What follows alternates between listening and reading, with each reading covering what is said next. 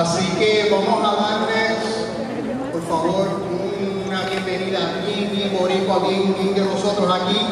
Ya saben quién, ¿no? Bueno, lo han visto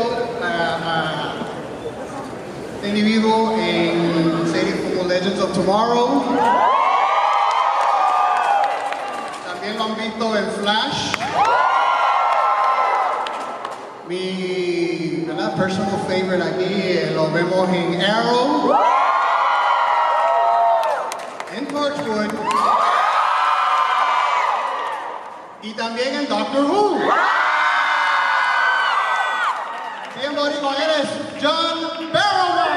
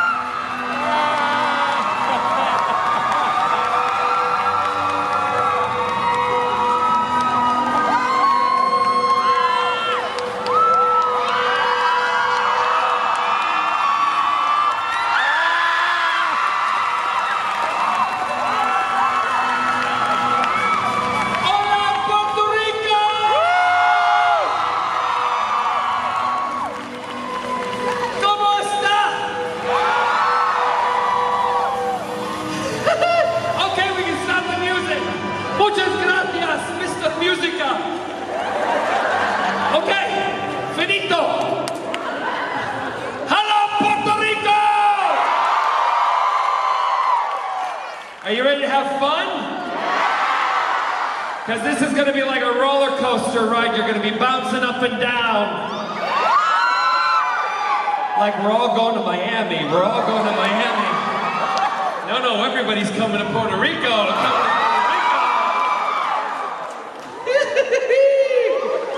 I'm really excited to be here. I know they've wanted me to come here for a couple of years, and I have been able to, yes. And when we heard and saw the incredible devastation that you suffered with the hurricane, and we felt for you, and all of my friends who I know from Arrow, people from Doctor Who, all sorts, they said, are you gonna go? I said, yes. We need to bring business and people back to Puerto Rico. So, we might be small, but we are mighty, right? If you follow me on Instagram and on Twitter and all the different places, you'll see that I end it with #51. Yeah? Because a place as beautiful as this needs to become a true state of the United States of America. Oh, there was mixed opinions there. Some yay, some ooh. I just want you to be a total state so I can buy a place here and live in Puerto Rico. Can you imagine? Can you imagine me living in Puerto Rico? Can you imagine that? Big homosexual on the beach, me. Hola, welcome to Puerto Rico, grande maricón.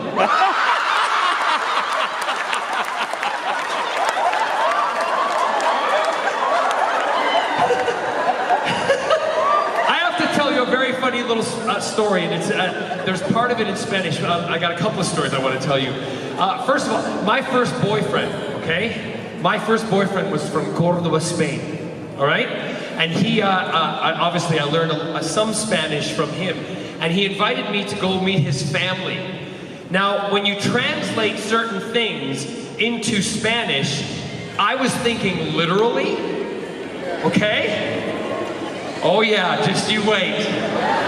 So I was practicing, and I'm thinking, when I meet his mother, I want to be able to ask her what I want for dinner, okay? So I get to the house, and we are introduced, and she's kissing me and loving me, and I feel very welcome, and she says to me in Spanish, I'm not going to do it, but she says, John, come. And I went, sí. thinking I could speak Spanish like one word at a time, right? She said, okay, come. And I went, sopa de polla.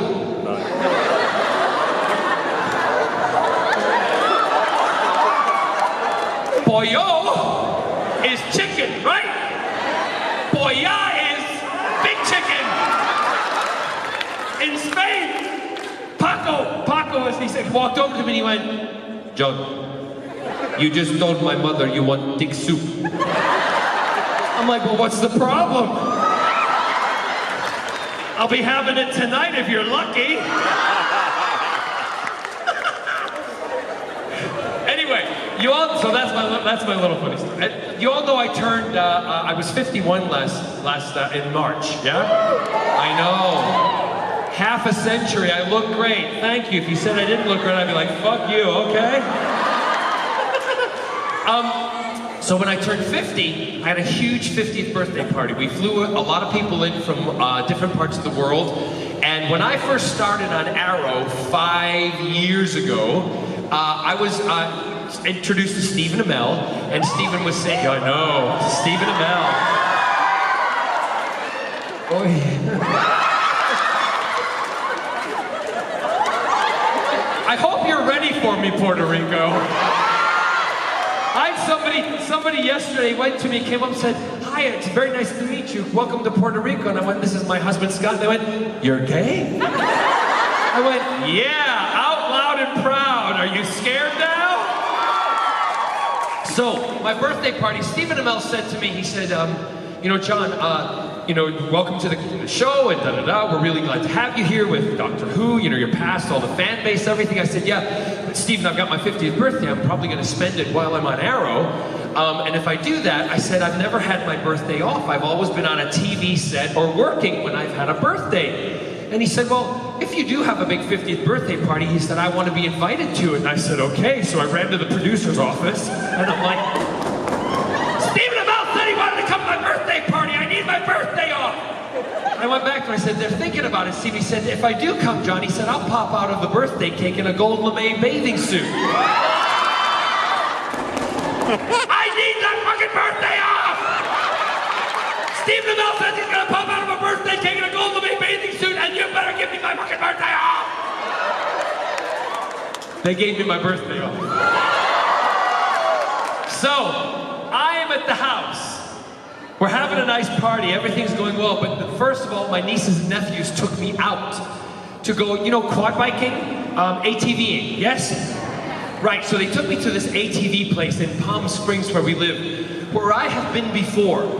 However, for my 50th birthday, I don't know if you saw on social media, I shaved my head, because this is not real.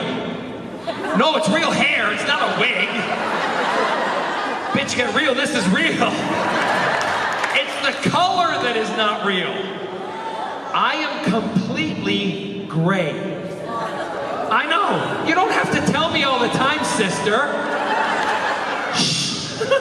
So I'm completely gray, right? So I shaved my head, I wanted to see what I looked like. And I think I look pretty good, okay? Quite handsome.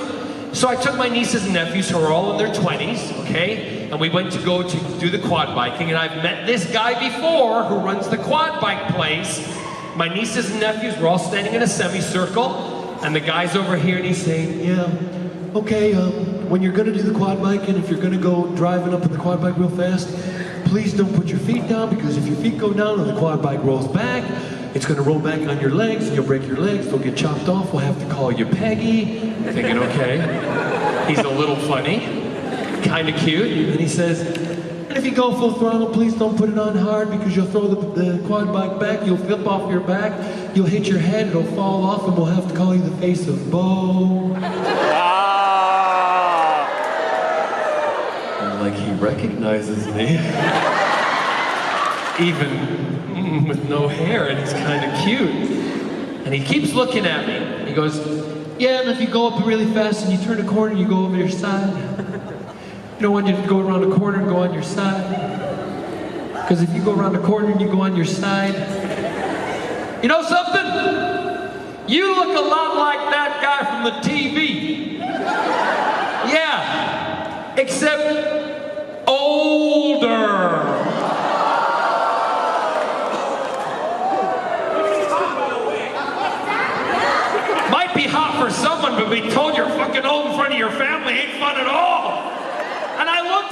really? And as he said that, my nieces and nephews all went,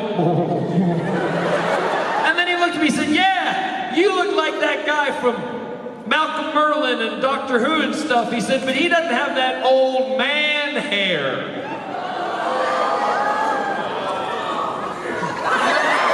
I said to my nephew, Turner, come here. He's like, what, Uncle John? I said, Turner, tonight, about 2 o'clock, we're coming back here. And we're going to show him how old I am, because he'll be sleeping and this old man will be out slitting all the tires to all his ATV vehicles. Turner went, are you serious? Are you right? I'm like, totally serious. Let's do it. Next day in the headlines. Man in a blue dress vandalizes ATVs in Palm Springs. It wasn't me. No, it wasn't me. I paid my nephew $500 and put the dress on him and told him to do it.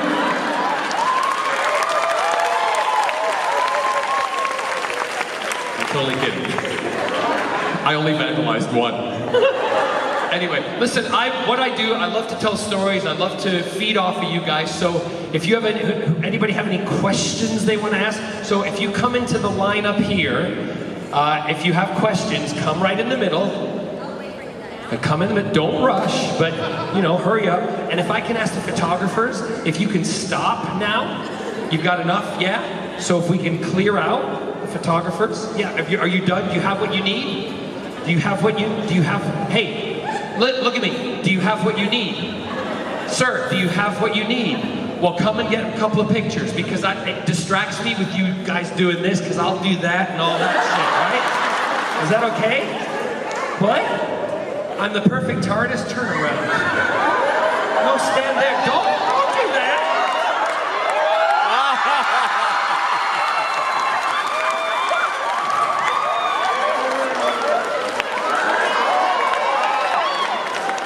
I'll show you the perfect fucking TARDIS. One more? Oh, come here. I know you want it. Get in. Get in here. Ready and go. Actually, can you turn around?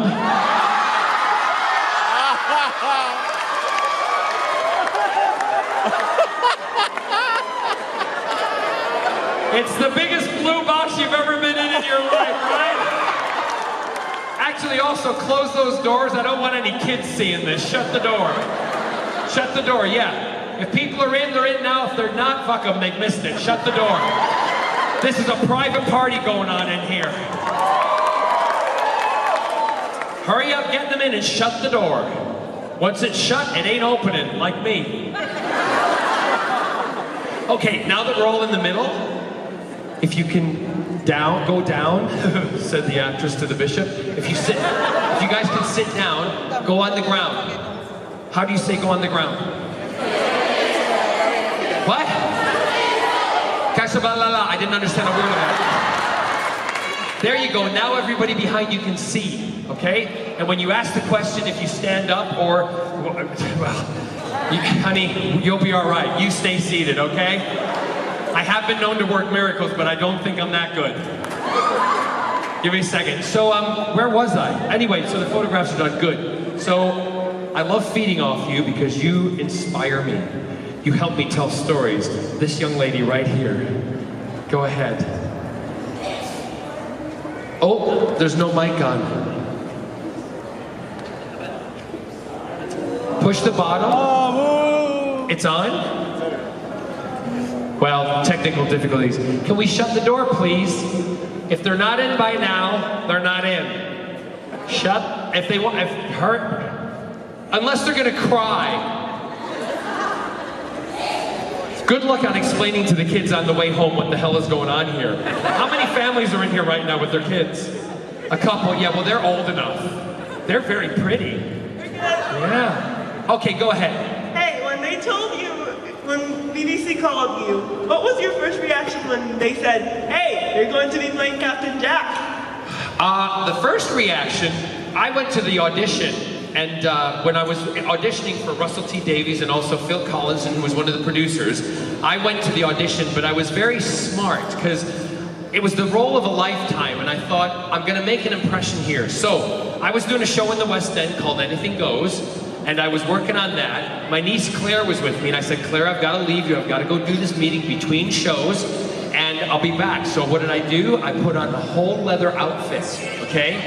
And I got the helmet on because I was on a motorbike, right? So I got on the motorbike and I rode to the audition over at the BBC, and I knew when I was going into the room, I was going to be auditioning for 2 gay men, right? So I walked in the room, I had longer hair, I pulled my helmet off, I shook my head, I sat down in front of them, right? In leather pants like this. Russell and Phil told me afterwards they couldn't concentrate. They literally were, they said inside they were like,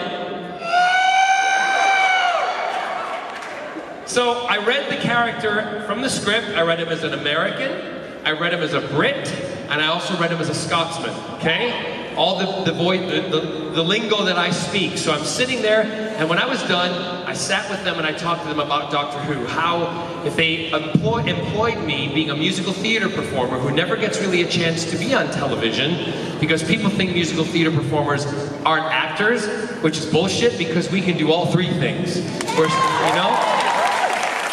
So I said, if you take a risk, this would be the job of a lifetime. As a child, I grew up watching Doctor Who. I am a nerd. I am a geek just like you guys. Why do you think I'm dressed like this? I'm a homosexual geek. Even better. So I then finished my conversation with them. I walked out the door, and they said when I walked out the door, they both looked at each other and went, oh my God, it's Captain Jack. That's him. That's him. They called the BBC. The BBC then called me 20 minutes later. I just got back into town. I was with my niece. The phone rang. I answered it. They said, John, we just want to tell you, you are Captain Jack. I went, yes! Ran against the wall. It did a backflip off the wall. Landed, went, yes! And this old lady walked past me and she went, you're right, dear. You got a problem? And I went, no! I don't have a problem! But there's something really exciting going to happen to me in my life, but I can't tell you! She looked at me and she went, all right, dear, calm down. Walked away. That was exactly how it happened. And my niece was like, Uncle John, are you okay? I'm like, Claire, the best thing in my life has just happened, and my life is about to change. I get to travel with the Doctor. So that's how it happened. Thank you, sweet. Yes, young lady behind. Oh, I like your TARDIS outfit too. I've been in you. Both of you. Take it how you like it. All right, sweet. How do you think a Doctor Who episode would take place in Puerto Rico? Like, how would the Doctor react? What aliens would there be? How would Captain Jack react with the locals? Well, I think Captain Jack being Captain Jack, because let me just tell you, Puerto Ricans, statistically, are the most perfect, beautiful people. I'm not just saying this because I'm here. That's actually in an article that my husband made me read, okay? And I can tell you right now, my husband is with me, Scott, and I'll bring him out in a second. Sweet, you want to move over so I can see the young, yeah, no, there you go. It's no excuse. Even if you're in a chair, get the fuck out of the way.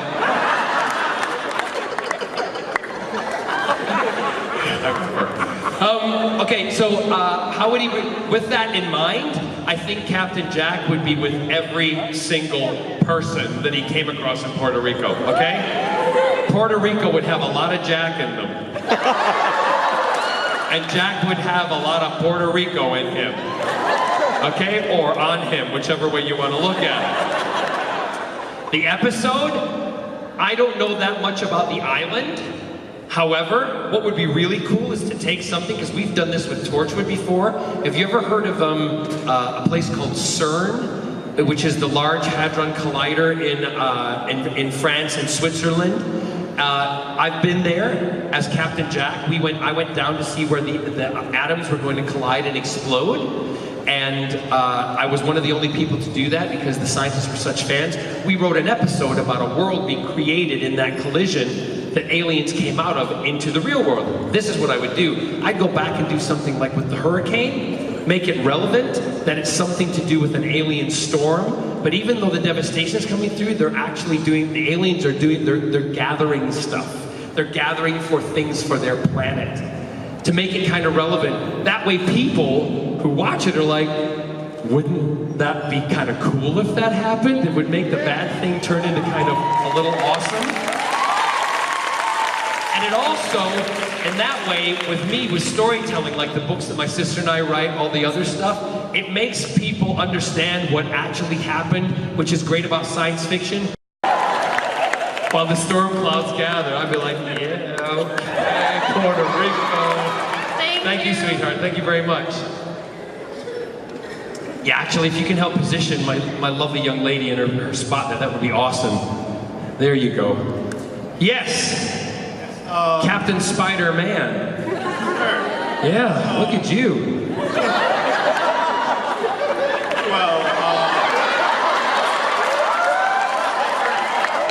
Don't pull it down. No, stand up, baby. This is what I love about Puerto Rico, because all the rumors are true. Alright, so the first... I have to stand like this now. First thing I wanted to say was thank you for coming. Obviously, we've been through a lot. Thank you for having me. So it's really great having you here, especially with the hurricane and power not being, not consistent, one would say.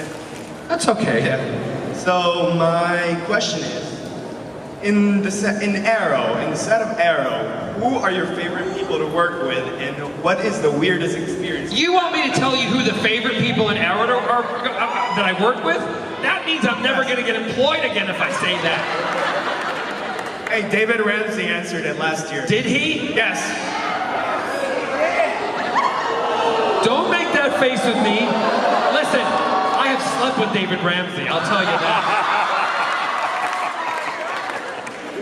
David Ramsey is funny because David always gives me a big hug, and when he gives me a big hug, you know how big David is, right? And me being just the petite little flower that I am, I say, David, just press it against me. Every time David hugs me, he's like, for you, John. So David Ramsey's my favorite. I also love, I love working with Steven, because Steven, in fact, my husband Scott designed Steven's house, which he has in Palm Springs, a couple of blocks away from us. My husband's an architect, and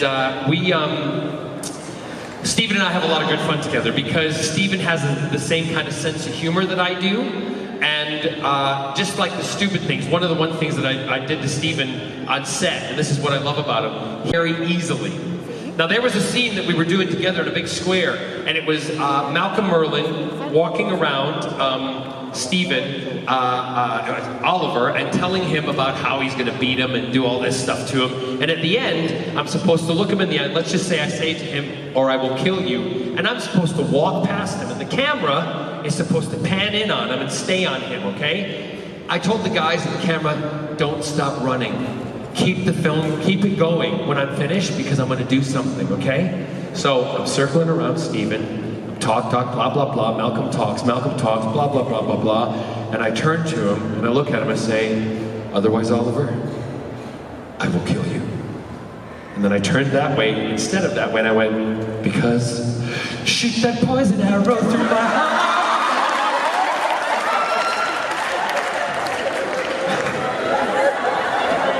Steven. Barrowman. Yeah, so I love working with Steven. Emily is lovely to work with because Felicity, I don't know if you ever noticed that when Malcolm and Felicity are in situations together, Malcolm and Felicity always look at each other. Because Malcolm has a great respect for Felicity. However, he will rip her head off. Right? And she would rip his off, but they always look at each other because they know what's happening is right, and there's an acknowledgement there, and there's respect there, and that's a character choice that we both wanted to do. So, however, I never really get to speak to Emily as a character on set, I always put that little look in. to have a look at. Deep down, Malcolm likes Felicity. Thank you. You're welcome.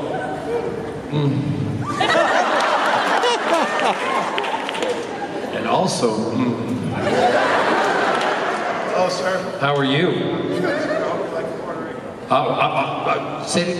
You hope I like Puerto Rico? I don't want to leave. We have a code. Listen, I'm going to tell you a secret. We have a code word.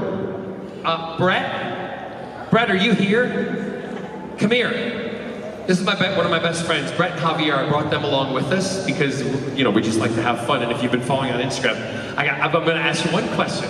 So Brett and I have a code word. When we're in the hotel and Brett brought his husband, who's Javier, and we've been friends for what? 23 years. 23 years, okay? Brett knows everything about me. And I know everything about Brett. When somebody hot or just Puerto Rican walks past us, what is the word we use as a code word if we want to have a double take? Insane. Insane. So people don't know that we're like looking at them. So if you see us on the street and we walk past and I'll go, Brett, insane. And he'll go, insane, and then sometimes it's insanity. So look at me right now. Insane. You're getting to know all my secrets. First of all, you are... Hold the mic up closer to your mouth. Pretend it's me. It's fine. Oh, shut up.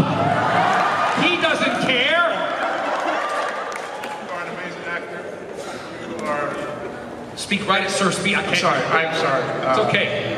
You're the greatest thing that happened in Doctor Who. Thank you. The very first movie I saw you in was in Shark Attack 3 Megalodon. What a piece of shit.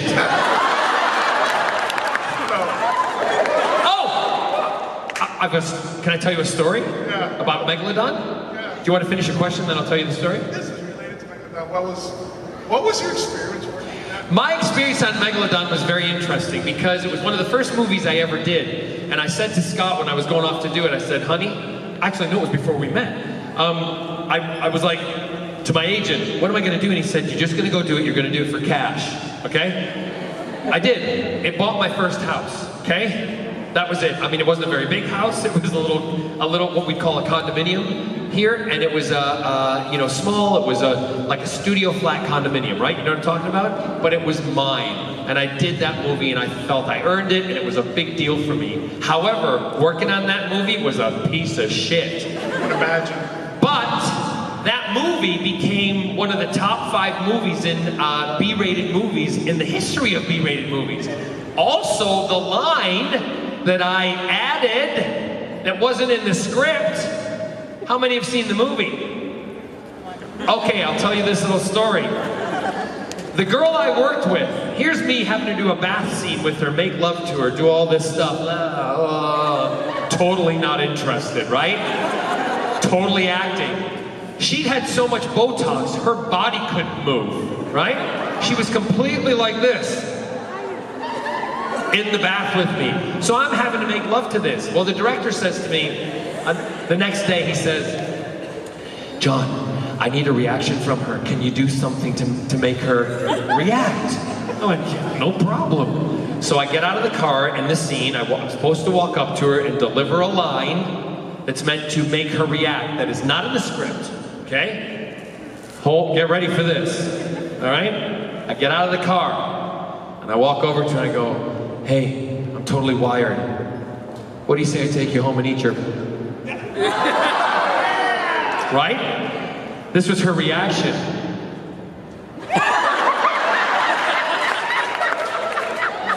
Huh? For those of you who don't know what I'm saying, I said, what do you say I take you home and eat your cat? Get it? Get it? Get it? So I thought nothing of it, right? She didn't react, we moved on. A couple months later, I go in to do the voice dubbing, because you have to fix some things, right? And I walked in and they showed me this scene. They kept it in the movie.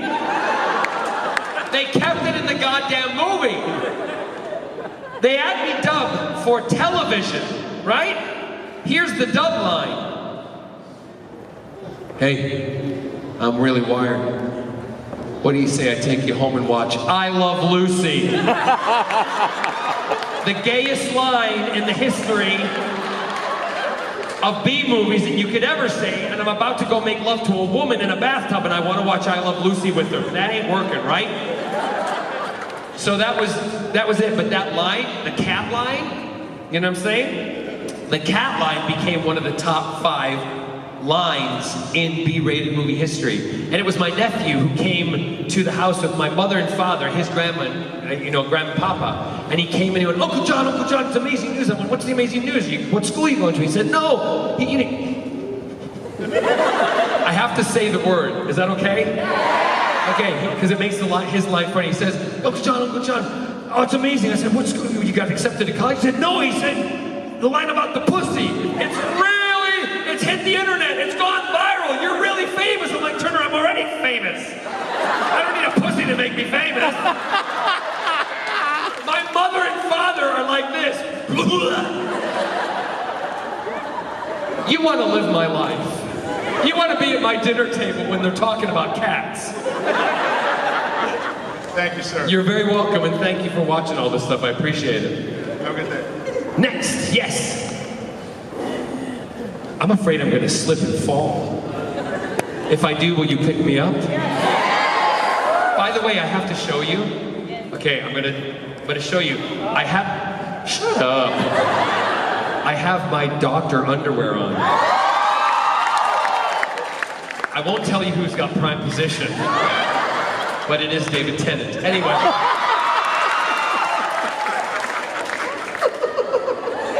You two have no idea what's going on here, do you? It's some big queen in a dress. But the fact that you're hot and you're looking at me, I like it.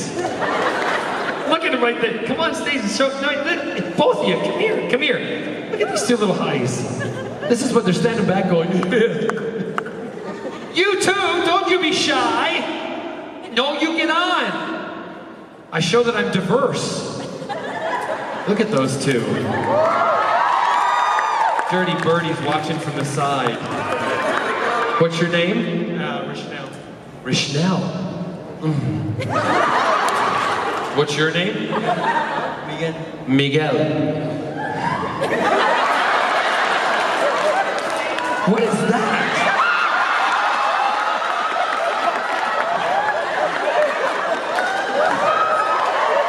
Mi amor, Puerto Rico.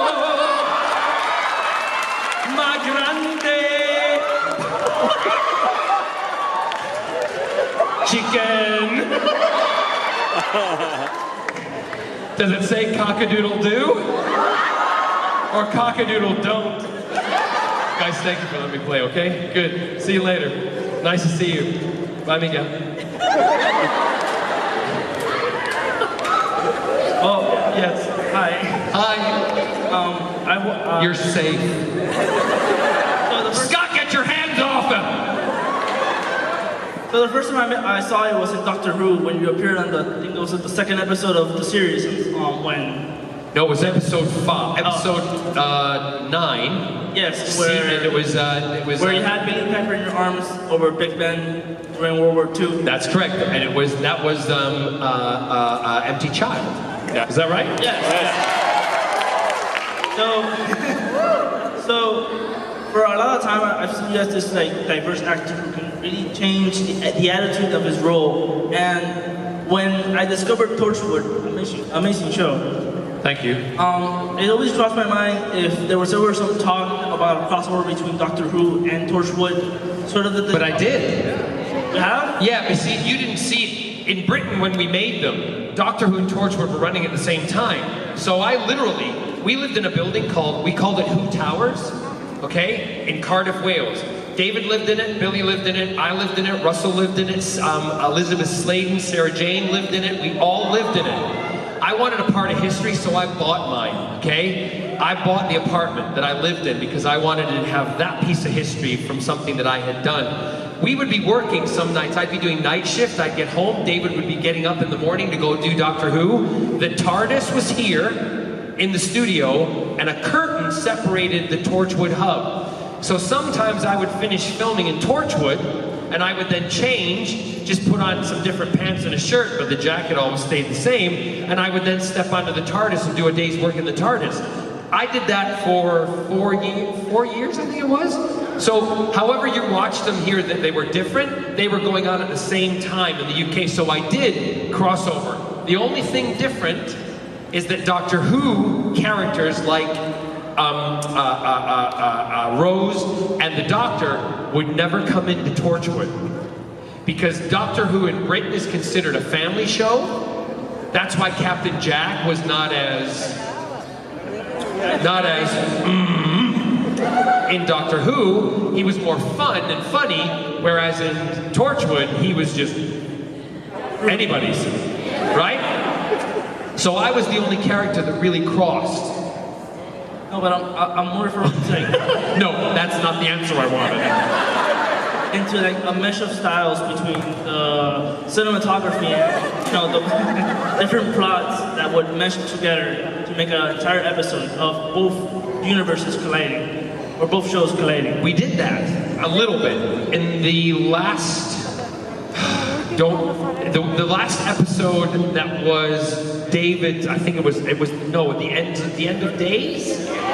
End of the world? Oh yes, the end of Days. part two episodes of Yeah, because we did go into the Torchwood Hub, and that's where Gwen and Yanto were fighting the Dalek. So there was a little mesh, but the thing is we couldn't do the mesh, we were not allowed to do a lot of meshing with the Doctor Who world because it was a family show. So we just weren't. This character, Jack, was able to jump in between because he was different in one than he was in the other. Yeah? Yeah. Sorry. Might not be the answer you want. Hey, that's all right. Thank you, though. Thank you for everything. You're an amazing person, and an amazing actor, and thank you for coming. Thank you very much for having me. Bell! And you know I was the Beast in London. Yeah. I was the Beast in Beauty and the Beast on the stage version in London. Yeah. Yes. So what's the question?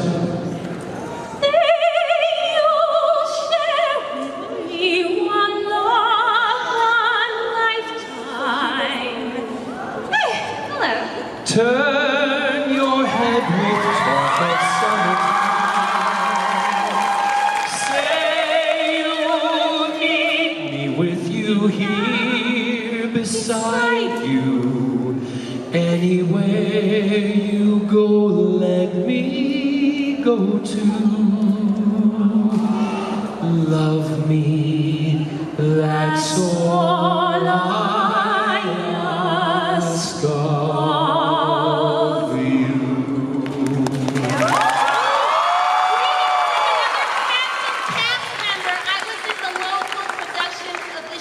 Were you? Yes.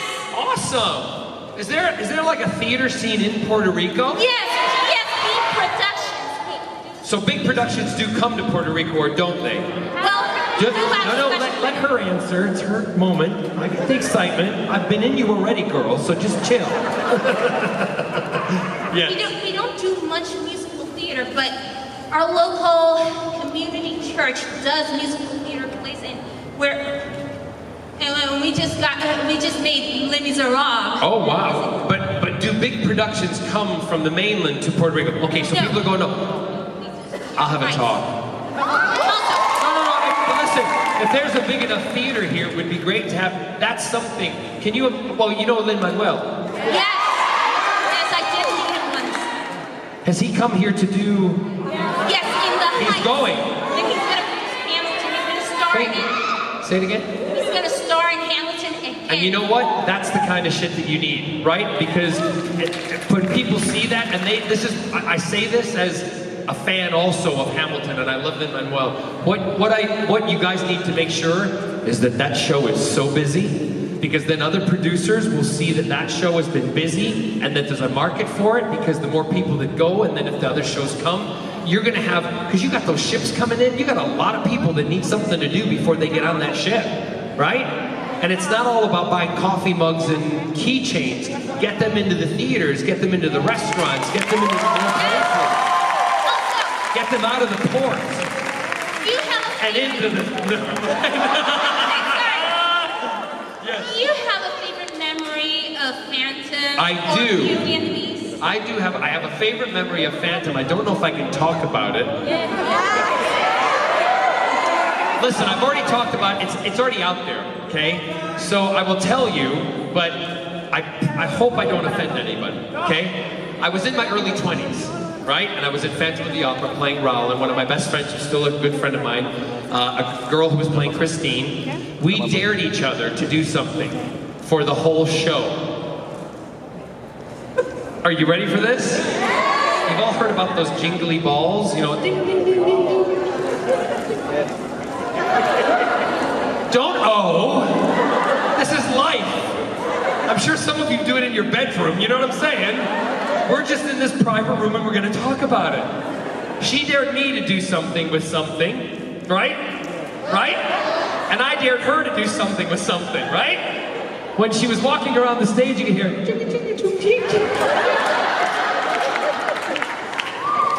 I had to walk like this. When we did that song, and we got to there was a bit, you know, she does the credential, she goes, you know, yes, that bit.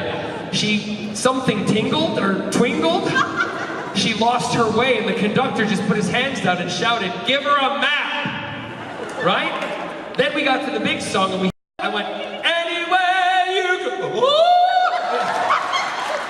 mine popped out. Because when you sing, you have to press down. And what happens when you press down? You either fart or shit yourself. Well, I farted and a cannonball came out.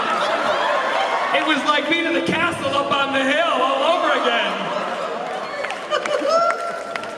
Anyway, that's one of my fondest memories. And I never wrote about that in my book, but I told that story in London at the last show I did. It brought the house down.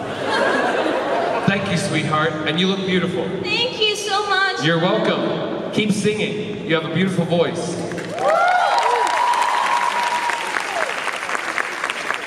Yes. How old are you? 17. 17. Okay, I'm just gonna stand here. 18's the legal age, isn't it, here in Puerto Rico? You're such a good boy. What? 18 is the legal age. 18? 16. 16. Oh, hello. Okay.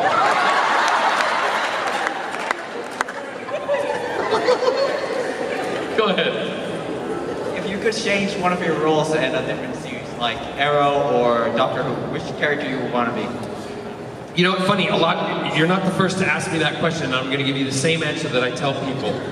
I absolutely love Captain Jack Harkness. I would never change a thing. He changed my life and put me on a map and on a planet to where you guys have recognized him and love him. I love that. I would never change that. Malcolm Merlyn, completely opposite. Captain Jack brought me to Malcolm Merlyn. The producers liked Captain Jack and liked me, so they gave me Malcolm Merlyn. I love being an asshole as Malcolm Merlyn.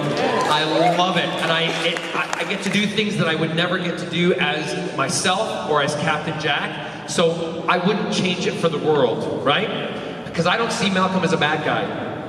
I see Malcolm as a hero who, seriously, think about it. Oliver Queen does exactly the same things that Malcolm does, right? And gets, oh, Oliver, we love you. Malcolm does it and they're like, Batman! And Malcolm's like, ah! So, if anything, I would like to be Malcolm, but in a really tight black outfit, like Oliver's, and stand up to him and go, I'm coming for you. Thank you. Have a nice day. You too. Thank you very much. Call me when you're 18. Hey, Mrs. McFly. Thank you. I know. See, I'm a nerd too. Do you know I used to have a DeLorean? Yeah, I had a DeLorean and I had it shipped it was in, long story short, I got it in Wales, it was shipped to me. And it was beautiful, pristine condition. My sister was staying with me in Who Towers, and I said, look, let's take it out and let's go for a drive. And it had just been delivered. So I put on my Captain Jack coat. I get in the DeLorean and driving around Cardiff, and people are looking at me going, fuck, Captain Jack in a DeLorean! What's going on? Crossing all the genres! We almost ran out of gas. I go to a gas station, and the gull wings go up. Beautiful. Oh, I stepped out and I go to the gas pump and I get the gas pump out and I go,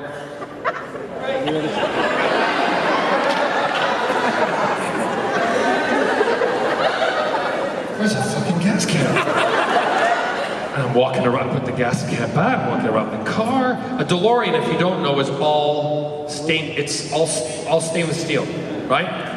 No joints, nothing. I'm like, oh my God, where's the fuel thing? I'm looking in every crevice, every hole. I'm doing it. I had to call the guy in Ireland that I bought it from, and he said, I've got a mate who will come to help you. I'm like, I don't need help, just tell me. He said, no. My mate wants to come help you. And I'm like, okay, so I waited almost an hour at the gas station. My sister and I go, where the hell is the gas tank? This guy walks up, right? He walks up and he goes, hey. I said, hey. He said, so, Captain Jack Harkness is a dumb shit. Can't find the gas cap, right? And my sister looked at me, she went, take it. I'm like, I have. And you know what he did? He walked up to the louvers in the back, he pressed it, louver popped up, there was the fucking gas tank! And I went, where did you come from? And he's like, I came from Birmingham. And I went, that's like an hour or so away. And he's like, yeah, I just wanted to see your face when I did that.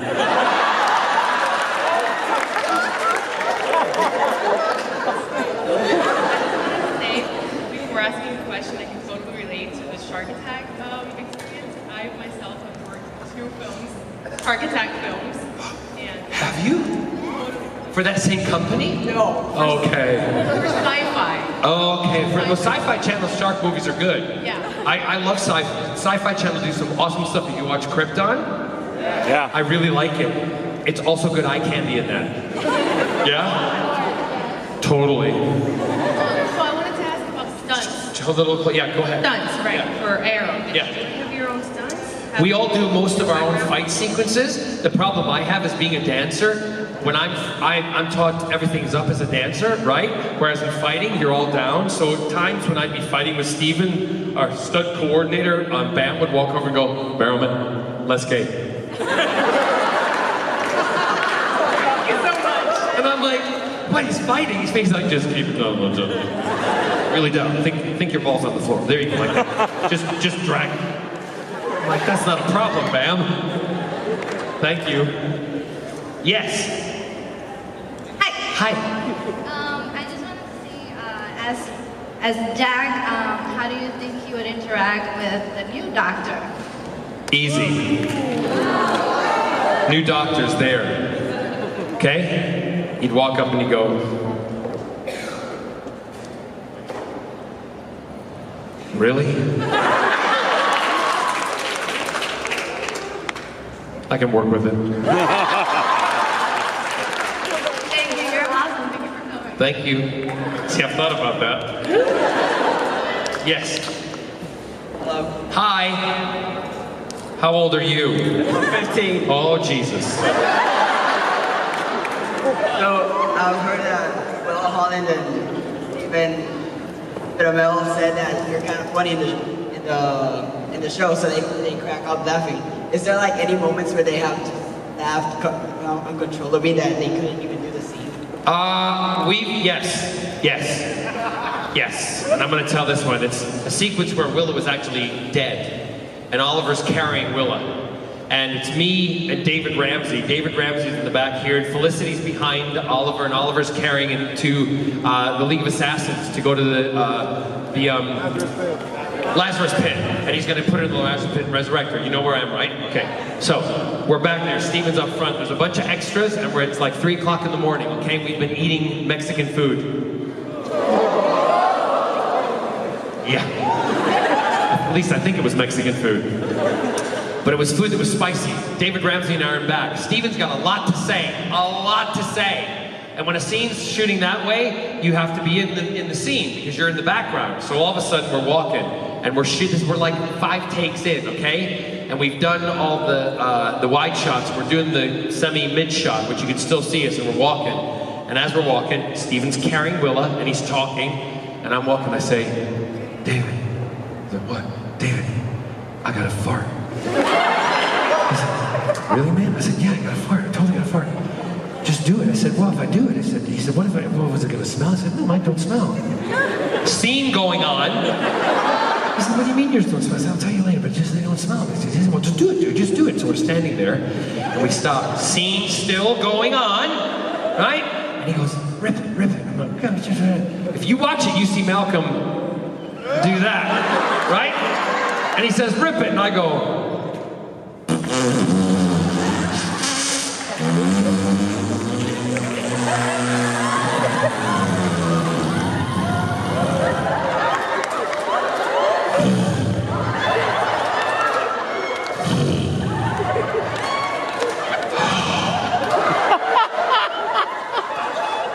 and then I go,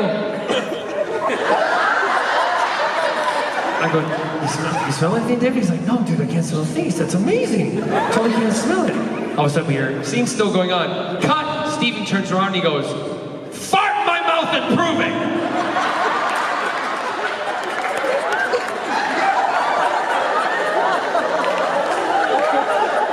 So that became a thing on set.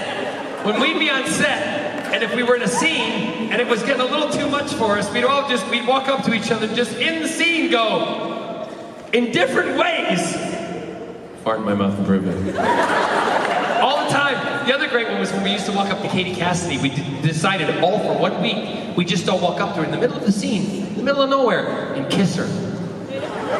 Like, we'd finish a sequence with her, and she'd be done, we'd all walk up and go.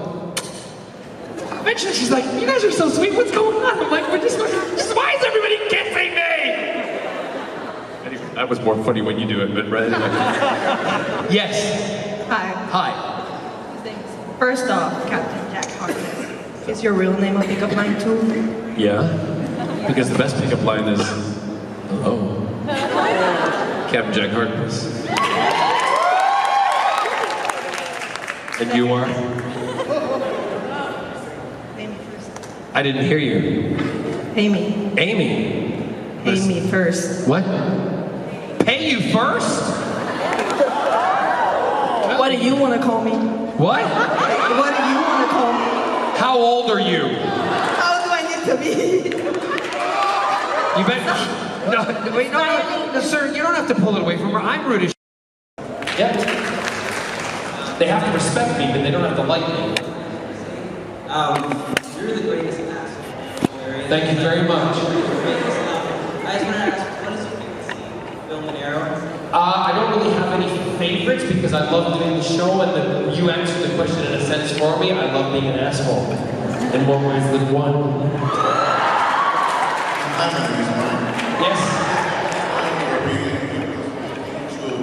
The movie version of the scene and the bad version is the... I have no idea. It's not up to me, but I would love to come back. If they asked me to come back to be Merlin, I would do it at the drop of a hat, as I would with Captain Jack. Yes. Which fandom is the craziest in the wild? Is it the Doctor Who fandom? Is it the Arrowverse? It's when they both come together and they have a couple of shots of tequila. They're fucking awesome. Hi, John. Hi, Scott. How are you? Thank you for the photographs. You're very welcome. It was great to see you guys. Thank you. Really quick. Tell us something more about your charities because we participated yesterday. We love to hear you. If you want to know more about my charities, you can go to my website, but right now I've got a t-shirt that you can come down to the booth and you can order it via Scott with on the iPad. It says target homelessness, not the homeless, because I was discriminated against as a homeless man by Target in the mainland, and I wanted to do something to give back to the homeless and help people, because women, you should know this, women who are homeless have no way to help themselves with feminine hygiene, and we need to help that out, at least get stuff on the streets to them, and also with families and men who are homeless also. Great, awesome, thank you very much. I can only take one more, guys, and then I'm going to have to sing. Yes, go ahead. Okay, so just give it to that gentleman, and he'll give it to Scott. No problem, yes, thank you. The question behind, and that's the last one, I'm sorry. Don't worry about it. Go, Mr. Barrowman. As Captain Jack Harkness, what was your reaction when you found out that your character is actually the face of Hope? Fuck! Alright, this song is a song that, you want to stay on?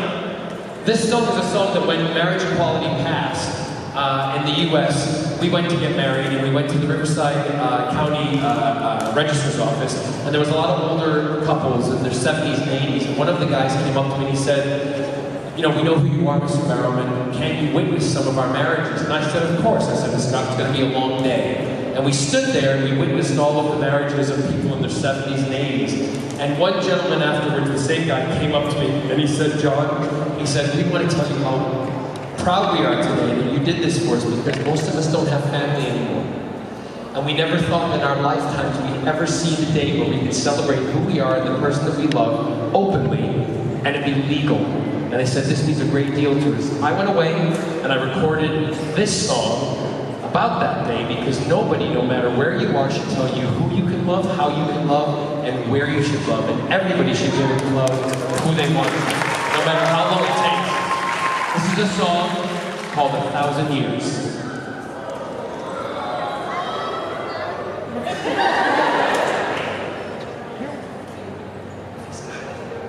Can you turn it up?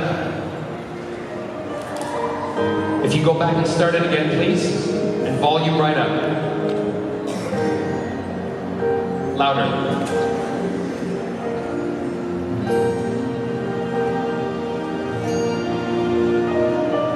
Heart beats fast, colors and promises. How to be brave, how can I love when I'm afraid to fall, watching you stand alone. All of my doubts suddenly goes away somehow. One step closer. I have died every day waiting for you. Darling, don't be afraid. I have loved you for 1,000 years. I love you for 1,000 more.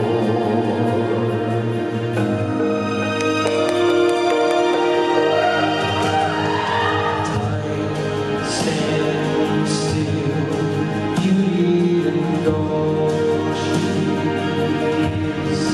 I will be brave, I will not let anything take away what's standing in front of me.